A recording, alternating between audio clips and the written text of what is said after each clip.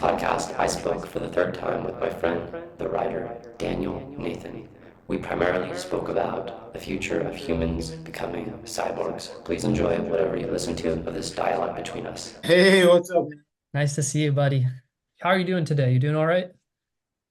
Yeah, I'm doing good, man. I was listening to this Well, one guy, and he was saying that he like made his friend sent him an email, and then he made a note to respond to his friend on Monday, like it was like a Friday, and then on Sunday his friend died of a heart attack.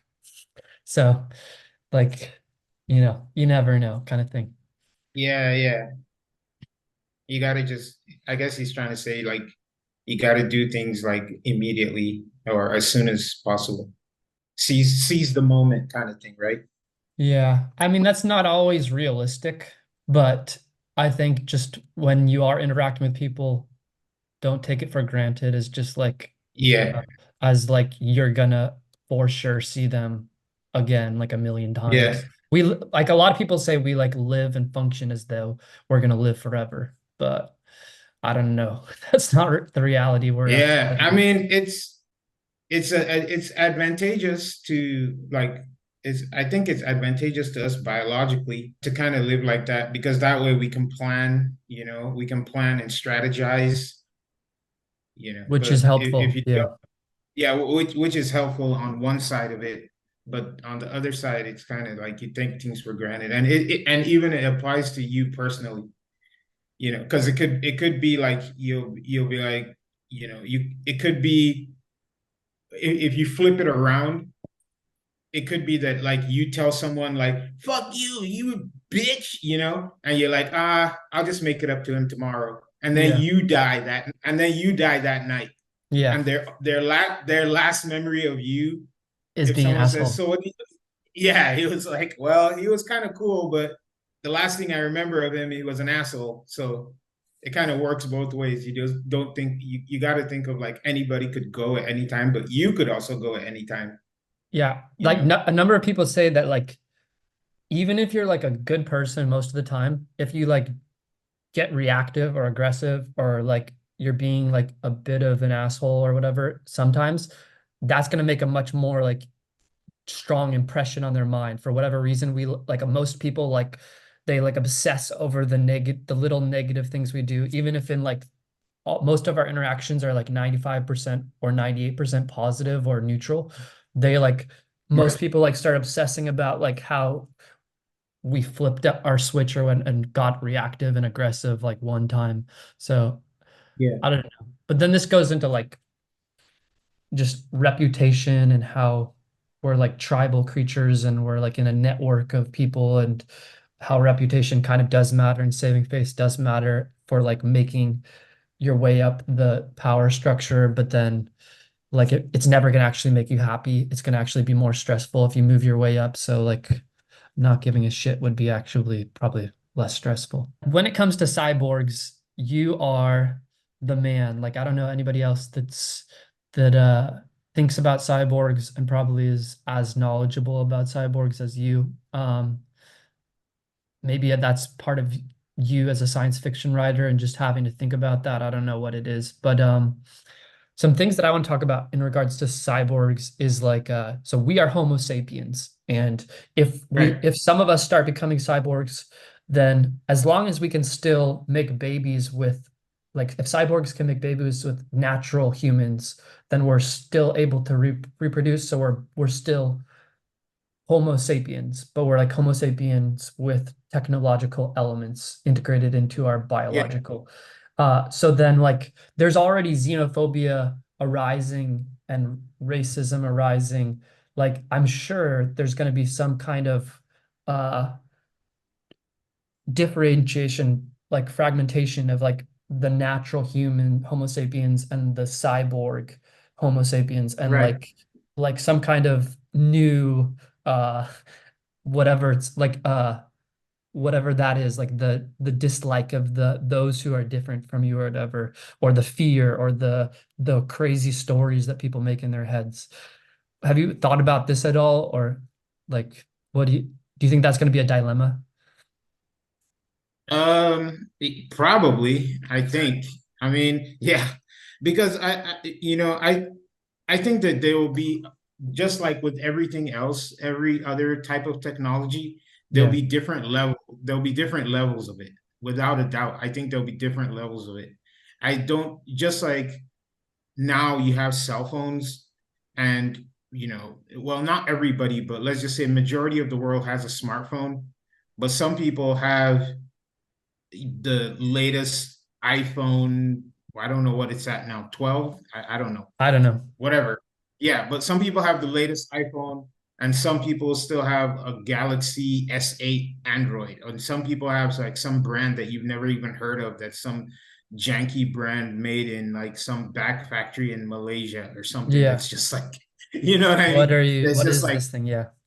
yeah, but it's a smartphone. It's a smartphone.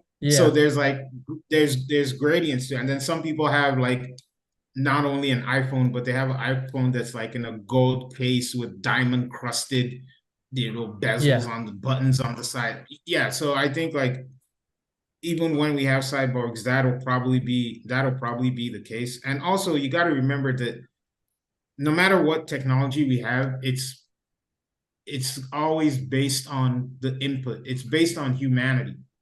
So hopefully we'll have a way of cleaning up the information so that the cyborg, whatever is running it, the AI won't be biased towards a certain group of humanity. It'll have like the interest of the whole humanity at heart. But I Yeah. don't know.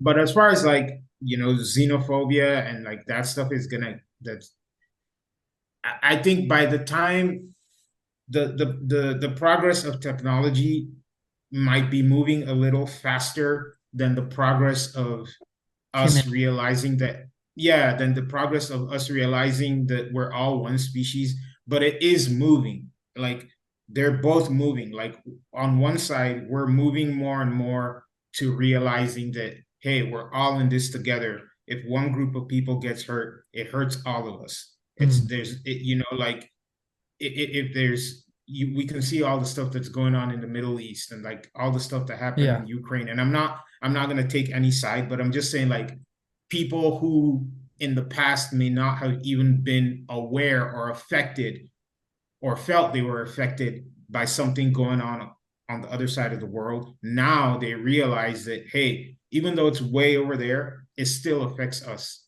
So we're making progress in that realization. Hmm. And at the same time, technology is increasing. So hopefully, I guess the point that I'm trying to make is like, hopefully by the time we get to where we are like very much cyborgs, we would have also gotten to the place where we see the world as one. I always say that the world it's really one country. We just like, Yeah. we would have got, yeah, we got to the place where we see the world as one country. So the things that cause divisions between us won't be as much like nationalistic or xenophobic. It'll be more of like class. Your cyborg is better than mine. Like Yeah. my cyborg is stronger than yours. It won't be like my cyborg is American and I'm a British cyborg and you're an Iranian cyborg. It wouldn't be. I don't think that would be the division. Oh, I hope that won't be the division. It'll be more like mine is faster, Yeah. Yeah. and mine can like has So more compute than yours, something like that. you foresee a possible future where there will be at least a large part of the human population that has technology integrated into their biological bodies, and what will differentiate them will not be borders or countries or religions, so to speak, but more of who has the highest tech built into their bodily system and then who doesn't. And that will just be a matter of how much money do you have as an individual or within your family or your friend groups. Is that kind Yeah, of what you're implicating? yeah, that's what I'm saying. I mean, I think it's either that or it's either we go that direction or we blow ourselves up, which is also a possibility. But if we don't blow ourselves up, I think that it's unavoidable. I've always felt that the example I give is like if you look at the evolution of like of people, and once again, I'm no professor in sociology, but it seems to me that it went from, my family against the families around us. And Hmm. then somebody united the families and made a village. And then it became our village against the village over there, over the hill. And then somebody united those two villages. And then it became our clan of villages against that other clan. And then somebody united six, seven clans. And then it became our kingdom. You know what I mean? And then we got to countries. And then it got to like look at World War II. It became like the allies, this group of countries against this other group of countries, and that's kind of where we are now. And I Yeah. think it'll get to I think it'll get to a point where we just realize, like, dude, we're all the same deal. So the conflicts will now drop back down to, I don't like my next door neighbor kind of level. It won't be like global, So because this, I I think like multinational companies like the Googles and the Facebooks and the Microsofts and McDonald's and those guys, I think they are already there. They're already there. Like, I don't think Starbucks looks, I mean, okay, maybe Starbucks is a bad example with what's going on, but I don't think a lot of multinational companies look at the world in nationalistic ways. They just look at it, they just look at the world as one big market. yeah, an And opportunity for more potential finances yeah, coming in. Yeah. exactly. They want their business in Africa. They want their business in South America. They don't look at the world the same way that. Yeah, they just have to figure out what are the loopholes or the politics or the Yeah, bureaucratic yeah. So things I have yeah, to get through to navigate this particular country or yeah, region. yeah. So I think like when politicians get to that point that the multinational companies are at, Yeah. and then it seeps down into, and I think a lot of normal people are beginning to feel that way too, a Well, it lot seems more than like, before. Out. sorry, I can't help myself from interrupting, but it seems like what you're pointing at here has a lot to do with narrative. So whether this is in science Yeah, fiction books, in stories, in education, in musical lyrics, in the narratives that large scale politicians are painting in our mind's eye, whatever it is, the religious figureheads of different ideologies, like there has to be a shift of narrative that we like. Otherwise, people are going to continue painting narratives of like this is who we are and this is who they are and we're better than them or they are dangerous and like and then you have the formulating of paranoia and the fight and flight and like trying to I don't know, there has to be some kind of a new narrative and it has to be aligned with reality. People have to be moving towards actualizing that reality. Um, yeah, yeah. I agree. But the thing is that also, I think it's important to know that the narratives the narratives are good. It's good to have the proper and true narratives. mhm. Because yes, on one side I'm saying, yeah, we should all realize that we're one planet and like we're all in this together, regardless of what, quote unquote nation we're from. But so like one side has kind of dominated the narrative. Like, for example, for a long time the European people were always like, we discovered, Yes. Columbus discovered America. That narrative is bullshit. You know what I mean? You don't discover something that people were already there. So I think like the narrative, because it's been one-sided in a lot of places, and it's not just Europeans. Like, Yeah. there's different narrative. Japan and China have weird narratives too. Like, one side has a narrative about what happened, and the other side is like, that never even happened. Mhm. So like, I think like the more we can get the true narratives, it will help to bring things together. I don't think we should like ignore the narratives. I think Yeah. like the narratives should be revised and corrected Yeah, there has to be a so the bird's truth. eye view. It cannot just be like Yeah, one-sided. yeah, You have to have a more complex narrative that involves many yeah, different vantage points. yeah, yeah, yeah. I was thinking that like there's going to be probably some kind of anti cybernetic uh anti-cybernetics, kind of like anti-cyborg cultures arising, kind of something equivalent to like the Amish, but perhaps less religious, just people that want to be natural, so to speak. They don't want to integrate technology. They're okay with using technology outside of themselves, but not integrating into their body. And like, I wonder how large of the population will be like that. Something that they can just like put place on their bodies, so to speak, or wear, like Right. wearables, but not built in. My concern is that there's going to be the people that are leaning into just being natural and using like wearable technology. And then there's going to be people that are going to be like starting to be an integration of technological and biological. And then there's going to Right. be some kind of, I don't know if that will just become a normal thing where it's like those people are okay with it and I'm not, like tattoos and not tattoos, so to speak, or if it'll be Yeah. like Yeah. those people are different people and then and they are like getting black and white about like bad and good kind of thing.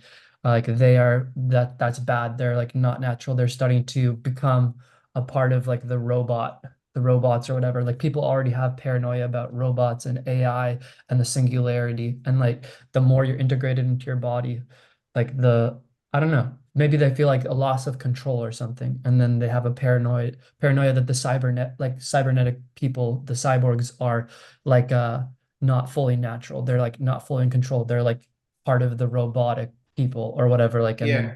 Well, I think that I mean, that's kind of the case now at a very base level because you have biohackers. There are people in the world right now that have chips in them that they, the little biohacker community. There are people right now, if you look up on YouTube or wherever, there are people right now that are hacking themselves and like putting chips in their bodies to scan things and intentionally altering part of their body and making it machine like, intentionally doing that. So, and now it looks kind of, to the general public it feels kind of creepy, Mhm. but I think that the way it's going, I think on the one side, the people who go that route and they intentionally cut off their arm so that they can get a fake robot arm that'll be stronger. I Mhm. think kind of people, I think that will always be a very small sector of part of society, no matter how good it gets to intentionally alter your body, Mhm. like to that degree. But I think like the other side of it is I don't think everybody will be able to resist it because maybe they'll still be Amish people, but I think that the main driver, or one of the main drivers for this thing, yes, it'll be money, but one of the main drivers will be health.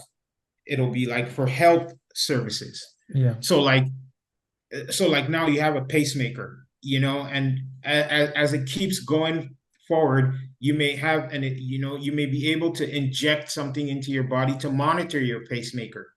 So why have a heart attack if you have a weak heart? So that isn't something like I wake up and I'm like, ooh, I want to be cool, I want to have an awesome heart. It's like, no, I want They want to live granddad to longer. live. Yeah. Yeah, like it may be a family that does it. It may be part of like your health plan or whatever that you can get that. Like who wants to have like cancerous cells, or you have a bone marrow disease? Why not get titanium bones? Like so you don't have to deal with your debilitating bones anymore. Like if you might have someone that has a kid that has a bone marrow disease and they're like, hey, look, we can inject him with some nanites that can go in and he'll have, fake bone marrow. Now he'll have Mhm. like little electronic AI cells in his body instead of these defective bone things. Like, so I think that if it keeps going in that direction, Mhm. then it'll be seen as a normal thing. It's like, oh, he has titanium bones. Well, he was born with a bone marrow disease. Yeah.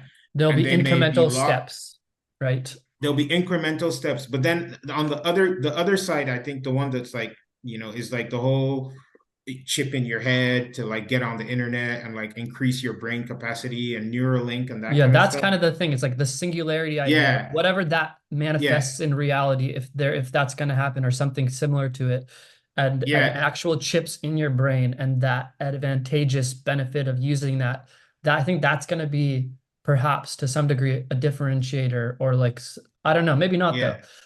because maybe it'll just be like you Yeah, I said. mean, I don't know. I, on that note, I think that in the far future, and I think, I've said this before, I've said this to you before. I think in the far future, it may not be soon, but I think in the far future, having a brain chip will just be like having a cell phone. Hmm. Like it'll just be like, imagine you going to apply for a job and they're like, what's your cell phone number? And you're like, oh no, I don't have a cell phone. They'll Yeah. be like, what? You'll look so weird. I think in the far future, that's Hmm. how it'll be. It'll be, and with all the, we have this cell phone in our hand. It's listening to us sometimes, but people still use it. With all the faults that it has, I think it'll be the same thing. Like you'll just have a chip because of the lag. So it'll be more convenient than having holding a cell phone in your hand that you can Totally. lose, that the data can go, whatever. You have to charge it and all this kind of stuff. It may be just convenient to just, get one. And the security is like good, or not good, but the Yeah. security may not be better or worse than security on cell phones are now, but we still use them.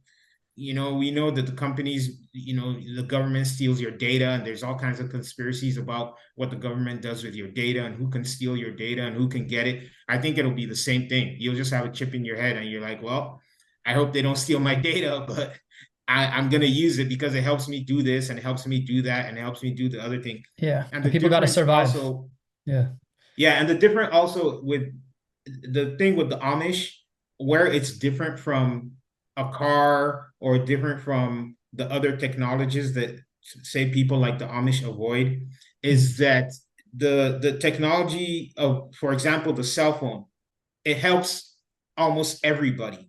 Mhm. You can get on YouTube, and if you want to watch, like, my channel, the channel I like, 3D Bot Maker, the toy Mhm. car racing channel. Like Yeah. you can get into the world of toy car racing and just be like in that world, and that's all you do. That not all you do, but like that's your focus. That's who you interact with. That's who you chat with. That's Yeah. what you. That's your world. So it's not a religious. It used to be before, like it can help anybody. So the people that want to use it for writing books, they can use it to write books. The people that want to use it to study ants, they can use it to study ants. The people that want to use it to learn more about Buddhism, they can be on that lane. It's for anybody and everybody and kind of anything. So I don't. It would be hard for you to knock it. Like if you say, okay, I don't like it because I'm anti Yeah. technology. The Well, reason I there's a bring it up, YouTube. I think like yeah, sorry to cut you off. I think like I 100% agree. It seems like what was normal 100 years ago is not what's normal today. And Yeah, these baby steps or these stepping stones of of cultural norms that are changing, there's a progression that just the norm changes. And eventually there's either going to be some kind of wearables on our head or something that's going to connect to our brain and connect us to the right, internet, or there's going to be chips inside of our body. I don't know exactly how it's going to work, but it's gonna be right. normal. Like the next generation of Yeah, kids, they if their parents have aversion to it and they're not willing to integrate it into their lifestyle, then the kids are like, why are my parents so weird? Everybody else is doing it. Everybody else right, is doing right, TikTok or right, whatever. right, Like the parents don't understand right. TikTok, but the kids do. They get it. It's like that's the movement, that's the cultural norm. Um, Hmm. and Yeah, yeah, I think that, but I think there is going to be some kind of Amish culture. I think there's going to be people that are going to be like, no, fuck this. We're yeah, going for back. sure, Like, we're going, like, if for we're going to go sure. to the jungle, we're going to go more natural.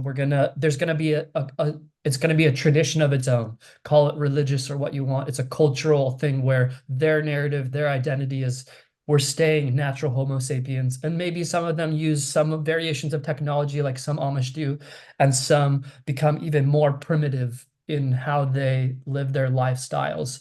And maybe it'll become some kind of Aldous Huxley thing where they're gonna like have small little places where they'll be like zoos, and everybody else will live in mega cities and be cyborgs and like Yeah, go and well, visit the primitive people.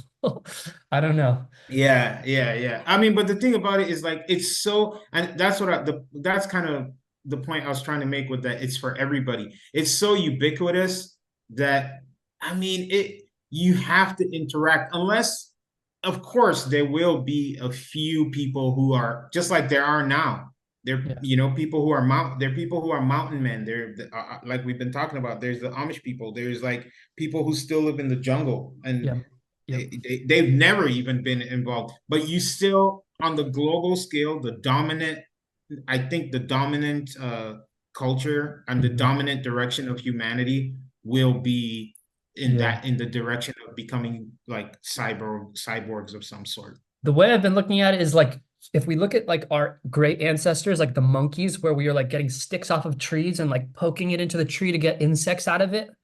That was like the first, or like getting a rock and like chiseling at another rock to make the rock sharper to like stab an animal with like a rock.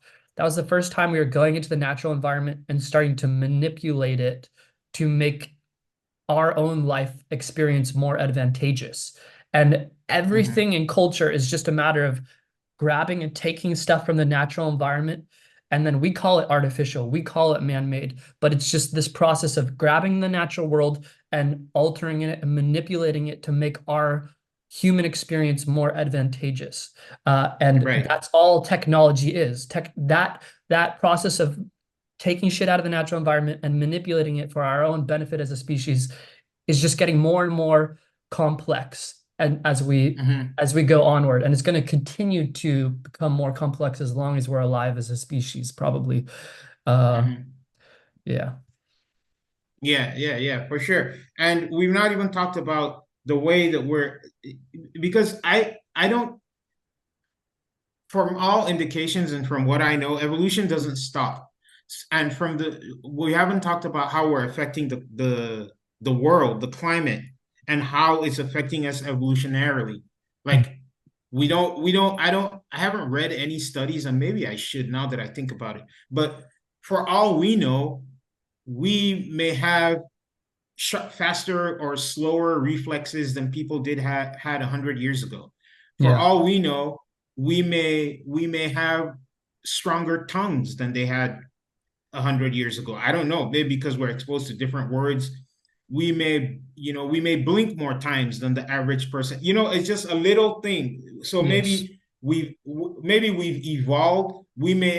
Our lungs may be able to hold more oxygen than the average person's lungs, the average Homo sapiens lungs held, 6,000 years ago, simply because we breathe in more, you know, air pollution than they did. There were no cars around then. I was born in a city with cars driving around. So right from birth, my first breath, your first breath of air Yeah.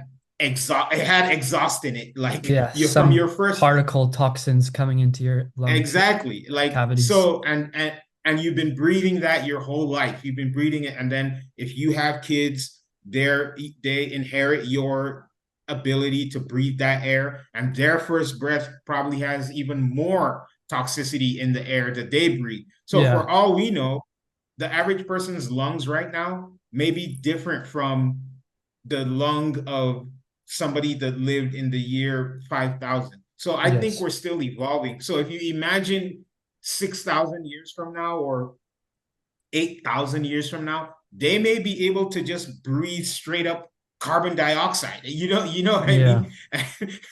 So we don't know. I think human beings are evolving. Like they may totally. be able to, yeah, they may be able to withstand shit that right now we're like, oh my God, it's too hot, or oh my God, it's too cold, or they may be able to withstand maybe living under radiation or something because we are exposing ourselves to so much, like, people say the brain, radiation in the air and radio waves and all kinds of shit.